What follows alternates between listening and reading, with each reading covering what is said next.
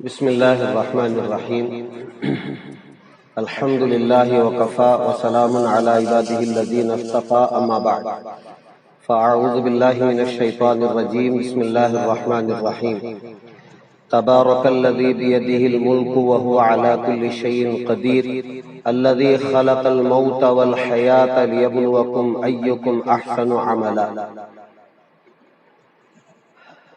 صدق اللہ العظیم۔ یہ جو آیت میں نے تلاوت کی ہے، اس میں اللہ تعالی ہماری زندگی کا مقصد بیان کر رہے ہیں کہ اللہ تعالی نے ہمیں جو زندگی دی ہے وہ اس لیے دی ہے تاکہ دیکھیں کہ کون اچھا عمل کرتا ہے۔ اچھا عمل کون سا ہے؟ جس سے اللہ راضی ہوتے ہیں، اللہ کے رسول راضی ہوتے ہیں، اور پھر اس کی بنیاد پر اللہ تعالیٰ دنیا میں بھی کامیاب کرتے ہیں اور آخرت میں بھی کامیاب کرتے ہیں۔ لیکن اللہ تعالیٰ نے دنیا کو دار الاسباب بنایا ہے۔ جو چیز میں آپ کے سامنے شیئر کرنا چاہتا ہوں اور بتانا چاہتا ہوں، آپ اس پر توجہ دیں کہ دنیا دار الاسباب ہے۔ یہاں اللہ تعالیٰ نے اسباب کے ساتھ دنیا چلائی ہے۔ اعمال، اس میں رکاوٹیں بھی پیدا ہو جاتی ہیں۔ کچھ ایسی چیزیں ہیں جس سے انسان عبادت میں سستی کرنے لگتا ہے اور آدمی اپنے آپ کو بیمار محسوس کرنے لگتا ہے، اور کچھ کاروباری پریشانیاں آ جاتی ہیں اور پھر تعلقات میں بگاڑ پیدا ہو جاتا ہے۔ یہ کچھ اسباب ہیں۔ ان اسباب کے پیدا ہونے سے آدمی بیمار بھی ہو جاتا ہے، عبادتوں میں کمزوری پیدا ہو جاتی ہے، تعلقات میں بگاڑ پیدا ہو جاتا ہے، اور کاروبار میں بگاڑ پیدا ہو جاتا ہے، اور کاروبار میں رکاوٹیں پیدا ہو جاتی ہیں۔ اب وہ کیا چیز ہے؟ میں عرض کروں کہ 7 چیزیں ایسی ہیں جس کی وجہ سے آدمی کو رکاوٹیں پیدا ہوتی ہیں، بیماریاں آتی ہیں، تعلقات میں بگاڑ پیدا ہوتا ہے اور کاروباری رکاوٹیں پیدا ہو جاتی ہیں۔ نمبر 1، شیاطین۔ شیاطین کی وجہ سے انسان بیمار ہو جاتا ہے اور تعلقات میں بگاڑ پیدا ہو جاتا ہے اور کاروبار میں رکاوٹیں پیدا ہو جاتی ہیں۔ اور دوسری چیز ہے جنات۔ جنات کچھ اچھے بھی ہیں اور کچھ شریر بھی ہیں، جن کی شرارت کی وجہ سے انسان متاثر ہو جاتا ہے اور بیمار ہو جاتا ہے۔ تیسری چیز ہے نظر بد۔ انسان کی نظر لگ جانا۔ کبھی کبھی انسان کی بھی نظر لگ جاتی ہے اور کبھی کبھی جنات کی بھی نظر لگ جاتی ہے۔ اور حدیث میں ہے العین حق، نظر بد حق ہے، یعنی نظر کا لگ جانا یہ حق ہے۔ اللہ کے رسول علیہ السلام کے زمانے میں بھی صحابہ کو نظر لگ جاتی تھی اور آپ اس کا توڑ کرتے تھے۔ اور پھر چوتھی چیز ہے حسد۔ حسد کی وجہ سے بھی آدمی بیمار ہو جاتا ہے، تعلقات میں بگاڑ پیدا ہو جاتا ہے اور رکاوٹیں پیدا ہو جاتی ہیں کاروبار میں۔ اور حسد ایک ایسی بری چیز ہے کہ حسد کرنے والا خود ڈوبتا ہی ہے اور ساتھ میں جس پر حسد کرتا ہے اس کو لے کر بھی ڈوب جاتا ہے۔ اسی لیے فرمایا کہ حسد کی وجہ سے آدمی کھڑا رہتا ہے تو وہ بیٹھتا نہیں بلکہ لیٹ جاتا ہے، سو جاتا ہے حسد کی وجہ سے۔ اور حسد کی آگ سے انسان کمزور ہو جاتا ہے، بیمار ہو جاتا ہے۔ اور پھر اس کے بعد جادو ہے۔ 5ویں چیز ہے جادو۔ اللہ کے رسول علیہ الصلوۃ والسلام کے زمانے میں خود اللہ کے رسول علیہ الصلوۃ والسلام کو جادو کر دیا گیا تھا، اور جادو کا اثر ضرور ہوتا ہے۔ یہ الگ بات ہے کہ جادو کرانے والے کے بہت سخت وعید احادیث میں آئی ہے، جادو کرانے والا بہت خطرناک عذاب میں مبتلا ہوتا ہے، لیکن جادو کرانے کے بعد جس پر جادو کرتے ہیں اس کا اثر اس کے اوپر ہو جاتا ہے۔ اور پھر اس کے بعد ہے آسیب، اور ہماری اگر موٹی زبان میں اس کو کہا جائے تو انگلاہٹ۔ انگلاہٹ کئی طریقے سے ہوتی ہے، کبھی کبھار ایسا ہوتا ہے کہ گندی جگہ رہتی ہے اور اس گندی جگہ سے ہم غفلت میں گزر جاتے ہیں، ناپاکی کی حالت میں گزر جاتے ہیں، تو اس وقت ہمارے اوپر پریشانی آتی ہے۔ اور ساتویں چیز ہے بد دعا۔ جب ہم کسی کی بد دعا لے لیتے ہیں، حدیث میں فرمایا گیا اتقی دعوت المظلوم، مظلوم کی بد دعا سے بچو۔ جب کسی کی بد دعا لگ جاتی ہے تو پھر آدمی اس بد دعا کی وجہ سے بیمار بھی ہوتا ہے، تعلقات میں بگاڑ بھی پیدا ہوتا ہے، اور کاروباری رکاوٹیں بھی پیدا ہو جاتی ہیں۔ تو یہ 7 چیزیں ہیں جس کی بنا پر 3 جگہ اثر ہوتا ہے۔ میں بار بار وہ دہرا رہا ہوں آپ کو۔ پہلا ہے جسم پر اس کا اثر ہو جاتا ہے۔ ان 7 چیزوں کی وجہ سے جسم پر اثر ہو جاتا ہے۔ کیا جسم پر اثر ہوتا ہے؟ جسم بیمار ہو جاتا ہے۔ سر سے لے کر پاؤں تک جتنے اعضاء ہیں ان میں بیماریاں پیدا ہو جاتی ہیں۔ آپ ڈاکٹر کو لاکھ دکھائیں، ڈاکٹر کہتا ہے کہ آپ کا ہر چیز نارمل ہے اور اسکیننگ میں کوئی چیز ظاہر نہیں ہو رہی ہے۔ اس وقت کچھ ڈاکٹر جو دیندار ہوتے ہیں وہ بتاتے ہیں کہ آپ کسی اللہ والے سے ملاقات کر لیں اور کچھ دم درود کرا لیں تو انشاءاللہ آپ کی یہ بیماری ختم ہو سکتی ہے۔ تو یہ تو جسم بیمار ہو جاتا ہے ان 7 چیزوں کی وجہ سے۔ دوسرا ہے کاروباری رکاوٹیں پیدا ہو جاتی ہیں۔ عام طور پر جب ازدواجی زندگی شروع ہوتی ہے تو کاروبار تو انسان کے لیے بہت ضروری ہے، حلال کمائی کمانا، اس لیے کہ انسان کے ساتھ ضرورتیں لگی ہوئی ہے۔ تو جب ان 7 چیزوں میں سے کسی ایک چیز کا بھی اثر ہو جاتا ہے تو کاروبار میں رکاوٹیں پیدا ہو جاتی ہیں۔ اور تیسری چیز جس پر اثر ہوتا ہے وہ تعلقات میں بگاڑ ہے۔ میاں بیوی میں جھگڑے شروع ہو جاتے ہیں، اور خاندان میں بھائی بہنوں سے اور رشتہ داروں سے ایسے جھگڑے ہوتے ہیں کہ بعض لوگ ان کے گھر کو آنا ختم کر دیتے ہیں اور یہ دوسروں کے گھر کو جانا ختم کر دیتے ہیں، اور میاں بیوی کے تعلقات ایسے خطرناک موڑ میں آ جاتے ہیں، اور وہ صرف اس وجہ سے کہ یہ 7 چیزوں میں سے کسی نہ کسی چیز کا ان کے اوپر اثر ہو جاتا ہے۔ اب یہ اثر کب ہوتا ہے یہ بھی بہت پتے کی بات ہے کہ ان 7 چیزوں کا اثر، اور خصوصاً شیاطین اور جنات کا جو اثر ہے وہ انسان کے اوپر جو ہوتا ہے وہ 4 وجہ سے ہو جاتا ہے۔ اسے بھی آپ نوٹ کریں۔ ایک ہے شدید الظلمہ۔ شدید الظلمہ کا مطلب ہے اندھیرے میں وقت گزارنا۔ ایک دم اندھیرا ہے، معمولی زیرو بلب بھی نہیں ہے، اندھیرے میں رہنے کی عادت پڑ گئی ہے۔ بعض لوگوں کو ہوتا ہے تھوڑی بھی روشنی آتی ہے تو ان کو نیند نہیں آتی، خاص طور پر راتوں میں مکمل اندھیرا کر کے سونے سے شیاطین اور جنات کا اثر ہونا بہت غالب ہے۔ یہ وقت میں ان کا اثر ہو جاتا ہے، وہ کہیں بھی ہو سکتا ہے، آپ گھر میں ہیں یا باہر ہیں یا کسی اور جگہ ہیں۔ شیاطین اور جنات کو اندھیرا ان کو اس لیے پسند ہے کہ اندھیرے میں وہ اپنا اثر ڈال دیتے، تو شدید الظلمہ اس لیے فرمایا کہ راتوں میں مکمل اندھیرا کر کے نہ سوئیں بلکہ ایک زیرو بلب ہی صحیح آن کر کے سوئیں۔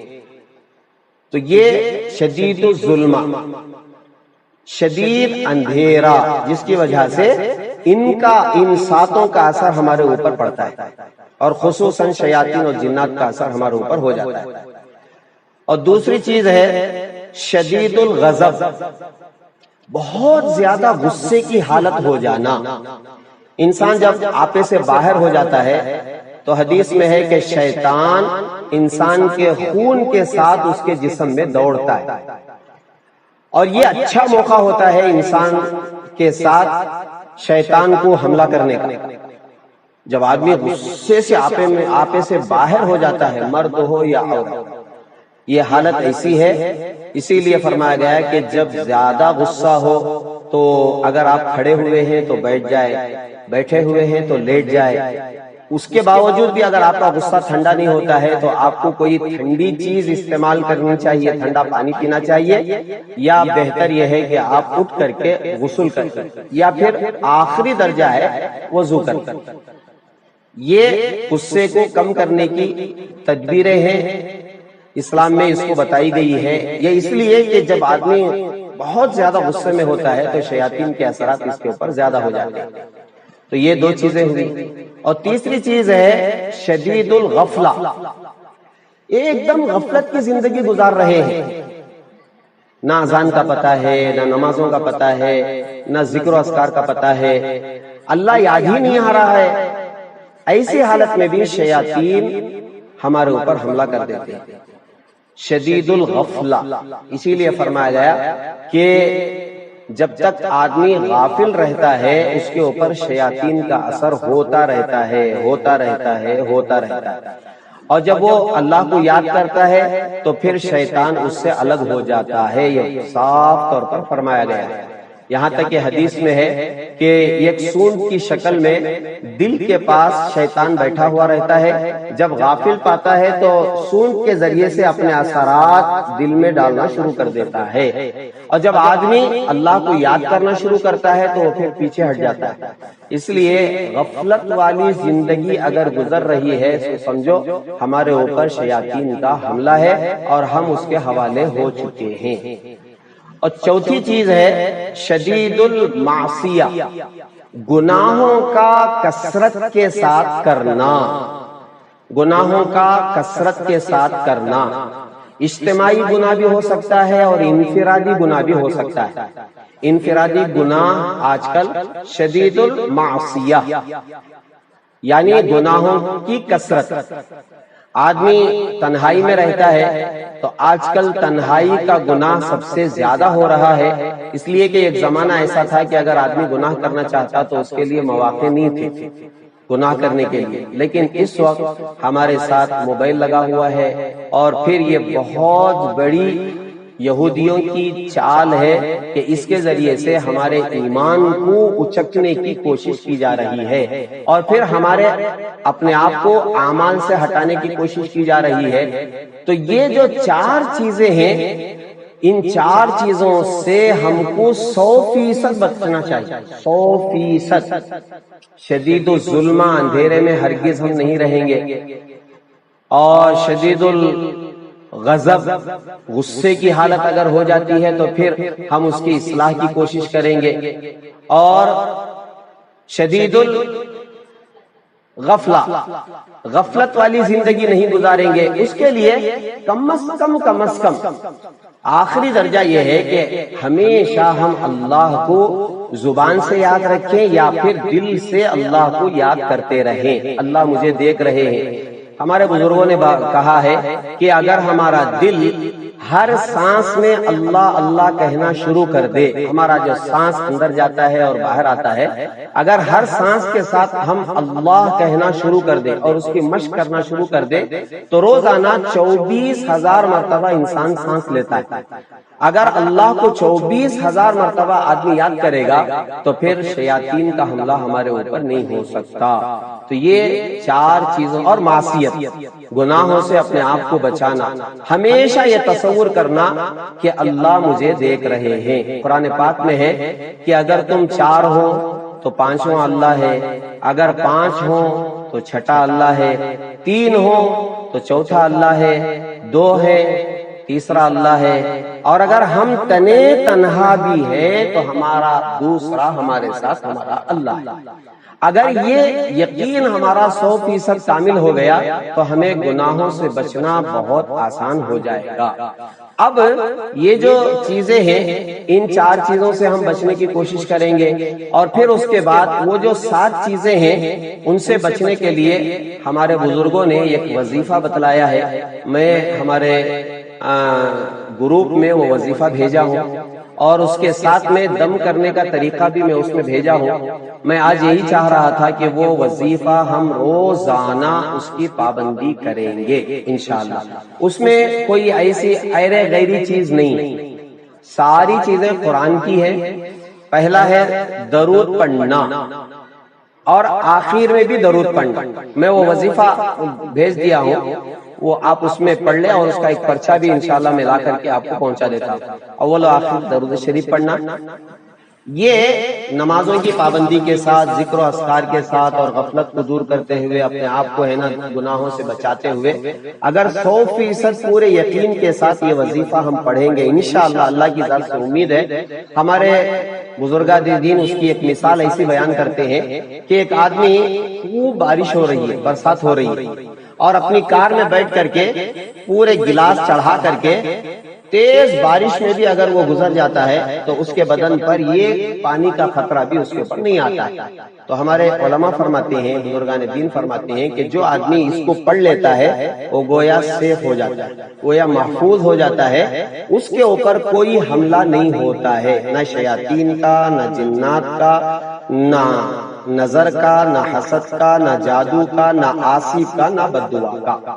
سمجھے؟ تو وہ وظیفہ کیا ہے؟ بہت آسان ہے۔ ایسے اس میں صورتیں ہیں جو ہم ہمیشہ پڑھتے ہیں، اول آخر درود شریف ہے، آیت الکرسی ہے، اور 3 قل ہے، قل هو اللہ احد، قل اعوذ برب الفلق، قل اعوذ برب الناس، یہ 3 سورے ہیں۔ اس کے بعد ایک چھوٹی دعا ہے، یا عزیز یا حمید یا ذل عرش المجید اصرف عنا شر کل جبار عنید۔ یہ پڑھنے کے بعد درود شریف پڑھ لیں، اس کے بعد پورے جسم پر دم کر لینا ہے۔ دم کرنے کی ایک ویڈیو بھی میں شیئر کرتا ہوں انشاءاللہ، اور میں یہاں بتا دیتا ہوں، یہاں سامنے بیٹھنے کا مقصد ہی میرا یہی ہے کہ آپ کو میں دم کرنے کا طریقہ بتا دوں۔ اور یہ دم کرنے کا طریقہ وہ ہے جو اللہ کے رسول علیہ الصلوۃ والسلام سونے سے پہلے پڑھ کر کے دم کر لیتے تھے۔ عام طور پر امت میں بھی یہ دم کرنے کا طریقہ نہیں ہے، جس کی وجہ سے صحیح سنت پر عمل نہ ہونے کی وجہ سے لوگوں کو پریشانی آ رہی ہے۔ اگر صحیح سنت پر ہم عمل کریں گے تو انشاءاللہ ان سب چیزوں سے ہماری حفاظت ہو جاتی ہے۔ شیاطین اور جنات سب سے زیادہ جو ڈرتے ہیں وہ سنت سے ڈرتے ہیں۔ جو آدمی سنتوں کا پابند ہو جاتا ہے اس کے قریب نہ جنات آتے ہیں نہ شیاطین آتے ہیں۔ تو یہ پڑھنے کے بعد آپ کو کب پڑھنا ہے؟ فجر کی نماز کے بعد 1 مرتبہ پڑھ لینا ہے، اور مغرب کی نماز کے بعد 1 مرتبہ پڑھ لینا ہے۔ اور اگر آپ 5 نمازوں میں پڑھتے ہیں تو بہت اچھی بات ہے، اور اگر موقع ہے تو فجر میں اور مغرب میں پڑھ لیں، اور اگر اس کا بھی موقع نہیں ہے تو ہمارے بزرگوں نے یہاں تک اجازت دی ہے کہ 24 گھنٹے میں 1 مرتبہ پڑھنا گویا فرض ہے۔ آج کے حالات میں ہم باہر نکلتے ہیں، اب یہ نہ سمجھیں کہ ہماری اسکول میں پتہ نہیں کیا ہو گیا ہے، کچھ بھی ہو جائے، کچھ بھی ہو جائے، اگر ہم سیف رہیں گے تو کوئی مخلوق ہمارے اوپر حاوی نہیں ہو سکتی، اس لیے کہ ہم اشرف المخلوقات ہیں، اور اسلام میں ساری چیزیں بتائی گئی۔ لِكُلِّ دَاءٍ دَوَاءٌ، حدیث میں ہے کہ ہر بیماری کے لیے دوا ہے۔ ہم اگر سیف ہو جائیں گے یہ پڑھ کر کے تو انشاءاللہ کوئی مخلوق ہمیں کچھ نہیں کر سکتی۔ اللہ کی ذات پر پورا یقین رکھیں، اور یہ راستے ہیں خاص طور پر ہمیں آتے ہیں جاتے ہیں تو کوشش پوری یہ کریں کہ ہم باوضو گھر سے آئیں اور باوضو ہم اسکول میں رہیں، اور جب جائیں تو پوری کوشش یہ ہو کہ ہم باوضو رہیں۔ جو آدمی باوضو رہتا ہے، الوضوء صلاح المؤمن، حدیث میں ہے کہ وضو مومن کا ہتھیار۔ یہ ہتھیار کیا ہے؟ ان غیروں کے حملوں سے ہم لوگ بچ جاتے ہیں۔ تو یہ دم کرنے کا طریقہ آپ کو میں بتا دیتا ہوں کہ پہلے دونوں ہاتھوں کے اوپر 3 مرتبہ اس طرح پھونکیں کہ تھوڑے سے تھوک کی چھینٹیں باریک ہمارے ہاتھ میں اڑے، یہ پھر اس کے بعد دونوں ہاتھوں کو اچھی طرح مل لیں. یہ دوسرا کام ہے. 10 کاموں کا نام جو ہے وہ دم ہے. تو یہ دوسرا کام ہو گیا. پھر اس کے بعد سر میں جیسے ہم مسا کرتے ہیں پورا ہاتھ لے جا کر کے پیچھے جھٹک دیں. یہ پھر اس کے بعد چہرے میں 3 مرتبہ آپ کو جھٹکنا ہے. ایسے جیسے کوئی چیز ہم جھٹک رہے ہیں, نکال رہے ہیں, اس طرح. یہ ہو گیا. پھر سیدھے ہاتھ میں مونڈے سے انگلیوں کی طرف اوپر سے 2 مرتبہ جھٹک لیں. پھر بغل کے نیچے سے 1 مرتبہ. 3 بار بھی ہو جاتا ہے, پورا ہاتھ بھی ہو جاتا ہے. میں اس کی انشاءاللہ ویڈیو بھیج دیتا ہوں. پھر پیٹ کے حصے میں ناف تک 3 مرتبہ. پھر پیٹ میں جہاں تک ہاتھ جاتا ہے وہاں تک 3 مرتبہ. اور پھر دونوں ہاتھ لے کر کے اوپر سے وہاں لا کر کے یہاں. آپ یہ عمل کرنا شروع کریں, پھر دیکھیں انشاءاللہ اس کے اثرات آپ خود محسوس کریں گے. اور اس کے ساتھ ساتھ ایک دعائے انس ہے آج کے حالات کے اعتبار سے. میں بھی وہ بھی دعائے انس کا پرچہ بھی ہمیں آپ کو دیتا ہوں انشاءاللہ, اور گروپ میں بھی وہ بھیج دیتا ہوں. دعائے انس پڑھنے سے کوئی جسمانی نقصان ہمیں ہرگز نہیں ہو سکتا. اللہ کی ذات پر 100% امید رکھتے ہوئے اگر ہم صبح میں پڑھ لیں گے تو شام تک ہماری حفاظت رہے گی, شام میں پڑھ لیں گے تو صبح تک ہماری حفاظت رہے گی. کوئی بھی حملہ ہمارے اوپر ہرگز نہیں ہو سکتا. دعائے یونسی, دعائے انس جو ہے اس کی آپ پابندی کریں. وہ دعا وہی ہے جو اسمبلی میں ہم پڑھاتے ہیں, وہ اسی لیے پڑھا رہے ہیں تاکہ ہمارے بچوں کی حفاظت ہو. اور یہ خاص طور پر جو وظیفہ ہے اس کا اہتمام کریں, اور دعائے انس یہ دونوں کا اہتمام کریں. کوئی دن یہ نہیں چھوٹنا چاہیے.